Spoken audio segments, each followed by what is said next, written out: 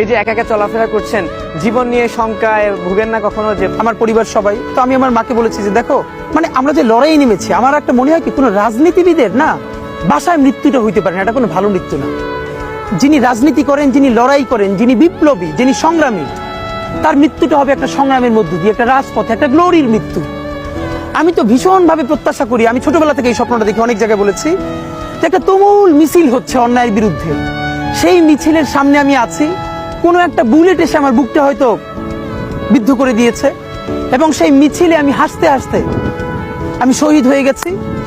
এবং সবাই যখন মৃত্যুটাকে ভীষণ ভয় পায়, আমি তখন হাসতে হাসতে আল্লাহর কাছে ভীষণ সন্তুষ্টি নিয়ে পৌঁছতে চাই যে আমি একটা ন্যূনতম ওই জীবনটা লিড করতে পারলাম, যে আমি একটা ইনসাফের হাসি নিয়ে আমি আমার আল্লাহর কাছে পৌঁছতে চাই। সুতরাং আগামী 50 বছর বাঁচলাম, কোনো ইম্প্যাক্ট তৈরি হলো না আমার দিয়ে, দেশের জন্য, রাষ্ট্রের জন্য, উম্মার জন্য, জাতির জন্য। কিন্তু আমি ধরেন 5 বছর বাঁচলাম, সেটার মধ্য দিয়ে যদি আগামী 50 বছরের ইম্প্যাক্ট তৈরি হয়, তাহলে অনেকদিন বেঁচে থাকায় কি সাফল্যের বলেন? শহীদ প্রেসিডেন্ট জিয়াউর রহমান কয়টা দিন বেঁচেছেন, কিন্তু ভাবেন আজকে পর্যন্ত উনি আমার অনুপ্রেরণা। হাঁটতে হাঁটতে আমার পা ফুলে যায়।